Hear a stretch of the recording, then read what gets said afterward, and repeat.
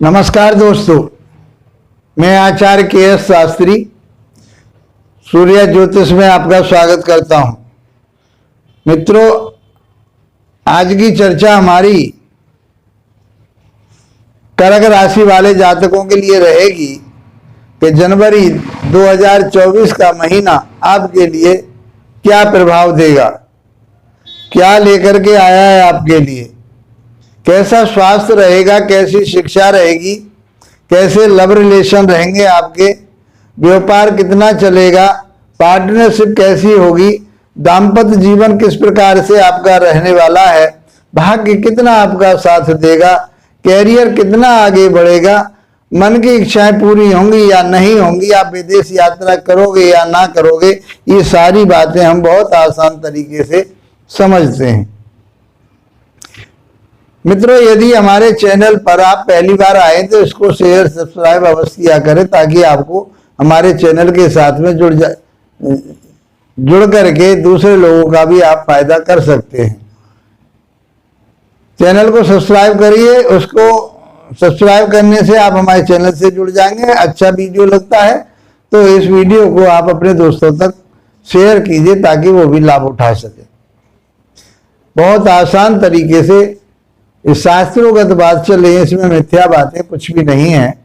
अब तक आपके लिए जो परेशानी रही है, कर्क राशि वाले जातकों के लिए बहुत परेशानी रही, कर्क लगन वाले जातकों के लिए बहुत परेशानी रही, क्योंकि शनि की अष्टम ढैया अब तक चल रही थी और वो वक्री चल रहे थे, और अभी अष्टम की ढैया आपके ऊपर चल रही है और अष्टम की ढैया अच्छी नहीं कही गई। और शनि वैसे तो यहाँ कारक भाव में बैठे हुए हैं, लेकिन उनका कारकत्व तो इस समय तब बहुत आपको परेशान करने वाला था। हॉस्पिटल भेजा, आपको दुखी किया, कलेश रही, परिवार में दिक्कतें रही, आपके में बहुत सारी चीजें आपके लिए देखनी पड़ी। व्यापार नहीं चल पाया, आपका बिजनेस नहीं चला, नौकरी में डिस्टर्बेंस रहा, ये बहुत सारी चीजें आपने देखी। मित्रों, ग्रह चाल अब बदल चुकी है और ग्रह बदलते के साथ ही अब आपके लिए बहुत कुछ अच्छा लेकर के आए हैं। अब वो बुरा वक्त आपका टल चुका है। तो आपके ग्रह गोचर किस तरह से राशि के आधार पर, तो मैं आपको बताऊं, आपके तीसरे भाव में केतुदेव विराजमान है और पंचम भाव में आपके बुधदेव और शुक्रदेव विराजमान है, छठे भाव में मंगल और सूर्य विराजमान है, अष्टम भाव में आपके शनि देव ढैया बना करके बैठे हुए हैं, अष्टम की ढैया जिसको अच्छा नहीं कहा गया, और 12वें भाव 9th भाव में आपके 12वीं राशि में राहु देव विराजमान है भाग्य स्थान पर, और आपके कर्म क्षेत्र में इस समय गुरु देव विराजमान है।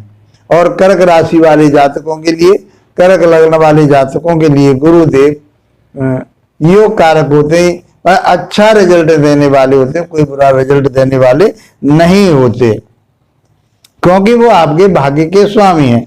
और भाग्य के स्वामी होकर के वो कहाँ बैठे हैं? आपके कर्म क्षेत्र में बैठे हुए हैं। तो मित्रों, आपका कर्म तो बहुत बढ़ने वाला है, भाग्य आपका साथ देने वाला है। समझते हैं आपके स्वास्थ्य की बात। स्वास्थ्य कैसा रहेगा जनवरी 2024 में? ये मासिक राशिफल चल रहा है हमारा, इसको आराम से समझिए और लास्ट तक आप वीडियो को देखिए तो इसका लाभ प्राप्त होगा। आपको क्या करना होगा लास्ट में मैं आपके लिए सटीक उपाय भी बताऊंगा। छोटे छोटे उपाय करके आप इन सारी चीजों से जो भी परेशानी आ रही है थोड़ी बहुत, तो वो वैसे अब नहीं आएगी। भगवान के यहाँ देर है, अंधेर नहीं है।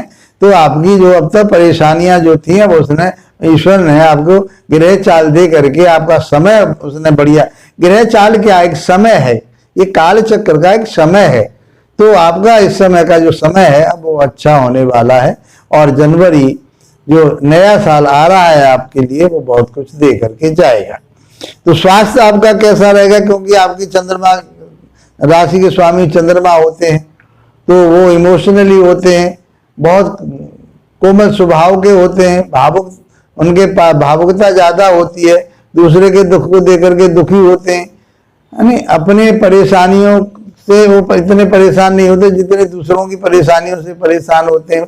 भावुकता ज्यादा बनी हुई होती है। तो कुल मिला करके आपके ऊपर कोई ऐसा नेगेटिव प्रभाव नहीं आ रहा, मंगल देव का प्रभाव आ रहा है, तो मंगल देव आपके त्रिकोण के स्वामी हैं, तो आपको एक ऊर्जा देंगे, ताकत देंगे, हिम्मत देंगे, पराक्रम देंगे, तो कोई परेशानी वाली बात आपको नहीं है। तो स्वास्थ्य तो आपका बढ़िया होने वाला है। और अब हम बात करें आपके शिक्षा की। यदि आप शिक्षार्थी हैं, आप विद्या अध्ययन कर रहे हैं, किसी भी क्षेत्र में आप अध्ययन कर रहे हैं, चाहे वो टेक्निकल अध्ययन है आपका या आपका सामान्य अध्ययन आप कर रहे हैं, तो उसमें आपके लिए 4 चांद लगने वाले हैं। आपके शिक्षा के स्वामी मंगल देव बनते हैं, वो 6ठे भाव में बैठे हुए हैं। 6ठा भाव होता है आपका रोग का, ऋण का, कर्जे का, कलेश का, शत्रुता का, ये सब चीजों के वहां बैठ गए हैं। तो मैं समझता हूँ शिक्षा में थोड़ा उदासीनता ये इस तरह से रहेगी कि आप किसी के साथ उल्टे सीधे आर्गूमेंट ना करें, किसी के साथ जबरदस्ती अपने जो है ना बात मनवाने के लिए, क्योंकि आपके अंदर एक पौरुष है, एक हिम्मत है, एक ताकत है, आप अपने आप में एकदम एग्रेसिव हो जाते हैं, वो ठीक नहीं है।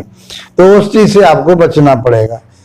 तो कहते हैं ना बाल की खाल निकालना, तो वो अच्छा नहीं, कि किसी चीज के पीछे ही पड़ जाना, वो अच्छा नहीं। तो इसलिए आपको उन चीजों पर कंट्रोल करना पड़ेगा। तो शिक्षा में थोड़ा सा उदासीनता रहेगी आपकी, लेकिन आप उस रिजल्ट को प्राप्त कर पाएंगे। लव रिलेशन की बात करें तो लव रिलेशन में वहां बुध बैठे हुए हैं, शुक्र बैठे हुए हैं, तो आपके बुद्धि और वाणी विवेक के आधार पर, आपके एटीट्यूड के आधार पर, आपने यदि वहां एटीट्यूड को ज्यादा बना लिया, आपने अपने अहंकार को ज्यादा बना लिया, अपने अहम को ज्यादा पाल लिया, तो कहीं परेशानी आती है। अन्यथा आपका तो जो बुध बैठे हुए हैं वहां बुध महाराज हैं, तो वह अपनी वाणी पर कंट्रोल रखें, अपने विवेक पर कंट्रोल रखें, तो शिक्षा भी आपकी अच्छी होगी, लव रिलेशन भी आपके अच्छे होंगे, और आपके जहां आप इन्वेस्टमेंट करना चाह रहे हो तो सोच समझ कर करिए, और तो उसके आपके लिए लाभ प्राप्त होगा ही होगा। क्योंकि 7 तारीख को बुध देव धनु राशि में आने वाले हैं, और 14 तारीख को सूर्य देव यहां से आपके सप्तम भाव में जाने वाले हैं। तो इस प्रकार से धन भाव के स्वामी जब सप्तम भाव में आपके पार्टनरशिप में चले जाएंगे, दैनिक व्यापार में चले जाएंगे, दैनिक रोजगारी में चले जाएंगे आपके, तो आपके लिए बहुत फायदा देने वाले हैं। तो मित्रों, इस प्रकार से आपका ज्ञान विवेक बहुत अच्छा रहेगा, और आपकी पार्टनरशिप बहुत अच्छी रहेगी, कि बस सूझबूझ से काम लेना है आपको, और आपका जो शेयर मार्केट है वो भी आपकी अच्छी रहेगी।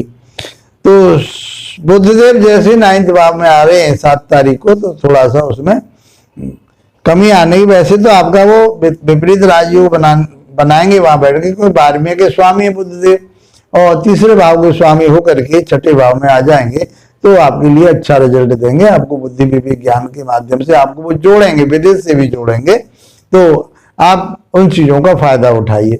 आपको किसी ऐसी संस्था से जोड़ेंगे, और आपका जो पैसा खर्च भी होगा तो ऐसी चीजों पे होगा, अच्छी चीजों पे खर्च होगा। कोई ऐसा नहीं है कि कहीं ऐसा मैटर बने कि आपको कहीं अननेसेसरी पैसा आपका खर्च हो। बात करते हैं आपके लव रिलेशन की। लव रिलेशन में आप बात करते हैं आपके दाम्पत्य जीवन की। तो दाम्पत्य जीवन में तो वहां पर आपके सूर्यदेव आने वाले हैं। 14 तारीख को सूर्यदेव वहां आ जाएंगे। शुक्रदेव भी बुध के साथ, बुध आ जाएंगे 7 तारीख को, शुक्रदेव 17 तारीख को, 18 तारीख को तुम्हारे 6ठे भाव में आ जाएंगे। तो वहां पर थोड़ा सा आपको हेल्थ का इशू कुछ हो सकता है, यूरिन संबंधित कोई परेशानी हो सकती है, शुगर आपकी बढ़ सकती है, उन चीजों पर आपको कंट्रोल करना पड़ेगा। ऐसा भोजन करें ताकि आपका स्वास्थ्य बढ़िया रहे। दाम्पत्य जीवन आपका बढ़िया होने वाला है। सूर्यदेव वहां पर आएंगे, और सूर्यदेव धन के मालिक हैं, तो आपका दैनिक रोजगार तो बढ़ेगा। पार्टनरशिप को सोच समझ कर करें और मैनेज करके करें, एकदम अंधा विश्वास अपने पार्टनर पर ना करें। तो सूर्यदेव अलगाव पैदा करते हैं, तो दाम्पत्य जीवन में भी कुछ अलगाव पैदा 1 महीने के लिए ये जब यहाँ आ जाएंगे तो कुछ अलगाव जैसा पैदा करते हैं, फील करते हैं, अहम देते हैं, थोड़ा सा एग्रेसिव बनाते हैं व्यक्ति को। इसलिए अपने दाम्पत्य जीवन पर उन सारी चीजों का ध्यान रखते हुए आपको चलना पड़ेगा। बात करें आपके भाग्य की, तो भाग्य में बैठे हुए हैं आपके राहु देव, तो भाग्य तो आपको बढ़ाएंगे। वो त्रिकोण में बैठे हुए, केंद्र में बैठे हुए राहु देव इतना बुरा नहीं करते, 3, 6 और 11 में तो बैठे हुए बहुत अच्छा फल रिजल्ट देते हैं। लेकिन यहाँ पर आपको वह सामाजिक तो धार्मिक तो नहीं कहते न, इस तरह से कहें आध्यात्मिक बनाएंगे आपको, पाखंडों से अलग बचाएंगे। वो आपको भाग्य को, यदि आप धर्म के साथ में जुड़ जाते हैं तो मैं समझता हूं, धार्मिक स्थानों पर जाते हैं तो राहु का प्रभाव आपके ऊपर से कम रहेगा, क्योंकि यहां से बैठ कर के राहु देव आपके तीसरे भाव को देखेंगे, और तीसरा भाव पराक्रम का, हिम्मत का, ताकत का, शौक मौज का, छोटे भाई बहनों का, वहां केतु बैठे हुए हैं। तो हिम्मत पराक्रम तो केतु भी आपके लिए दे रहे हैं। राहु देव आपको डिस्टर्ब करेंगे, छोटी मोटी यात्राएं करें और उससे लाभ उठाएं और सोच समझ करके वाहन चलाएं। कर्म क्षेत्र की बात करें तो आपके भाग्य के स्वामी कर्म क्षेत्र में बैठे हुए। अब तक आपको बहुत परेशान किया राहु ने।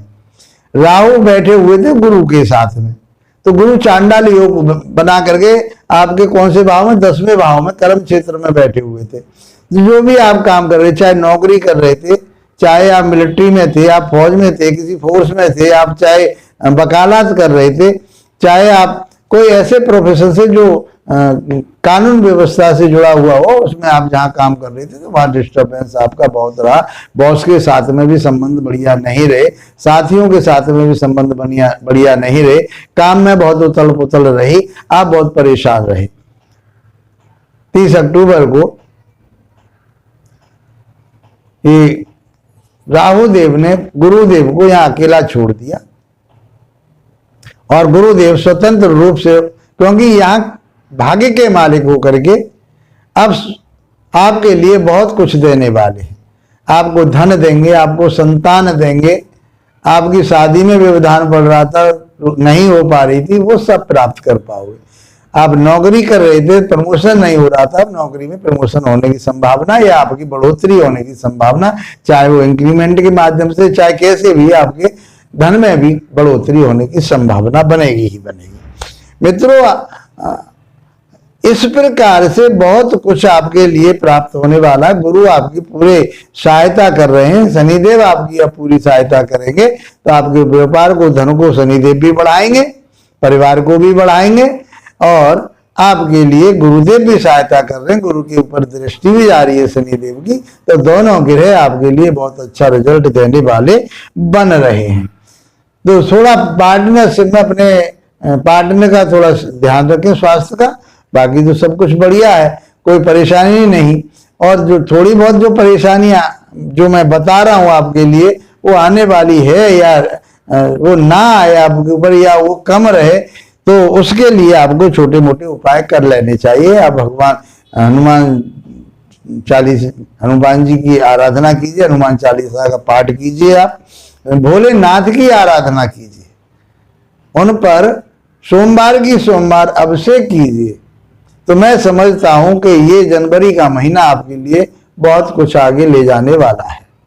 मित्रों, आगामी नव वर्ष 2024 आपके लिए मंगलमय हो, आपकी उन्नति तरक्की हो, इसी शुभकामना के साथ आप लोगों का धन्यवाद। नमस्कार।